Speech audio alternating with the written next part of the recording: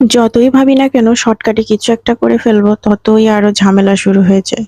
বরকে বললাম আলু ভর্তা দিয়ে কি আজকের ডিনারটা সেরে নাও। সে বলল না, আলু ভর্তা চলবে না, অন্য কোনো আইটেম খাবে। তাই কি আর করা, অগত্যা বেছে নিলাম শর্টকাট ওয়েতে ডিম রান্না। বাসায় ছিল শিমের বিচি, আর সিদ্ধ আলু তো আগেই ছিল আলু ভর্তা করার জন্য, আর ডিম। ভাবলাম এই কয়টা আইটেম দিয়ে খুবই অল্প সময়ে একটা রেসিপি তৈরি করে ফেলি, যাতে বরেরও মন খুশি আর আমারও আর বেশি পরিশ্রম করা লাগলো না। বলেন তো, আমার মতো এরকম সমস্যায় কে কে পড়েন, যে একটা আইটেম আপনি সিলেক্ট করেছেন কিন্তু বাড়ির লোক তার বিপরীতে? চলেন আজ তাহলে গল্প করতে করতে রান্নাটা শেষ করে ফেলি। এবার বলেন তো, আমার মতো কে কে রান্না করতে করতে একঘেয়েমি হয়ে যান, মাঝে মাঝে একটু টেস্টের চেঞ্জ করতে চান? আমি তো মাঝে মাঝেই আমার ইচ্ছে করে একঘেয়েমি রান্নার বাইরে থেকে একটু অন্য কোনো কিছু ট্রাই করতে, যাকে বলে এক্সপেরিমেন্টাল রান্না। কখনো কখনো ভালো হয়, আবার কখনো কখনো খারাপ হয়। তারপরেও ওই যে বলে অ্যাডজাস্টমেন্ট, ভুল থেকেই তো মানুষ শেখে। আমিও সেরকম টুকটাক রান্না করতে করতে, এক্সপেরিমেন্ট করতে করতে এখন অনেক ভালো মাশাআল্লাহ রান্না শিখে গেছি। আমার মতো এক্সপেরিমেন্টাল রাঁধুনি কে কে আছেন অবশ্যই কিন্তু কমেন্টে জানাবেন। আমার তো একবার এইরকম এক্সপেরিমেন্টের দশায় এমন অবস্থা যে রান্না আমি নিজেই খেতে পারিনি। আর সেখানে বাড়ির লোকের কথা তো প্রশ্নই ওঠে না।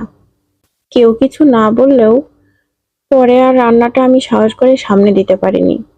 তবে এখন আর এই ভুলগুলো হয় না। আসলে কথাই বলে না, practice makes a man perfect. তো আমার ক্ষেত্রে একই রকম।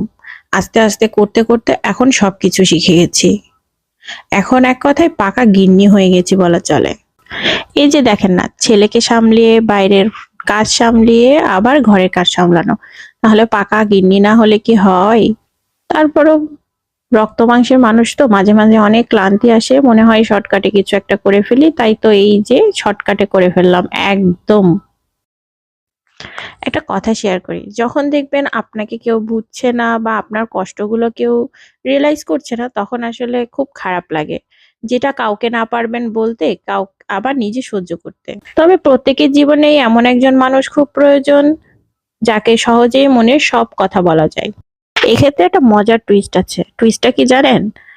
আমি যার সাথে আমার সব কষ্ট, দুঃখ, রাগ, অভিমান শেয়ার করি, ঠিক সেই মানুষটাও যদি কখনো আমাকে কষ্ট দেয় বা দুঃখ দেয়, তার সাথেও কিন্তু সেটাই শেয়ার করি। সেটা তার ভালো লাগুক বা না লাগুক। তবে এক্ষেত্রে অবশ্যই আপনার সাপোর্ট, যে মানুষটাকে বলছেন তার সাপোর্টও দরকার আছে। আমার অবশ্যই সেই মানুষটা অবশ্যই আমাকে সাপোর্ট করে। না হলে তার ভুলগুলো যখন তুলে ধরি, তখন সে ওইভাবে হাসি মুখে সবকিছু শুনতো না বা আমাকে সেই মেন্টাল সাপোর্টটা দিত না।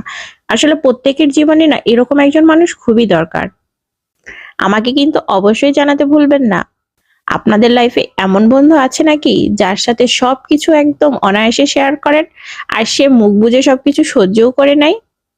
এই তো দেখেন, আপনাদের সাথে গল্প করতে করতে আমার রান্নাটা কিন্তু প্রায় শেষ। এবার সামান্য একটু মশলা দিয়ে দমে রাখলেই আমার রান্না একদম ফুলফিল কমপ্লিট। আপনারা কে কে আছেন যে আমার মতো এরকম শর্টকাট ওয়েতে মাঝে মাঝেই রান্না করেন আর মাঝে মাঝে বিড়ম্বনায়ও পড়েন? তবে এই রেসিপিটার ক্ষেত্রে আমি কিন্তু কোনো বিড়ম্বতায় পড়িনি, বরং এই রেসিপিটা বাড়ির সবাই চেটে পুটে খেয়েছে এক কথায়।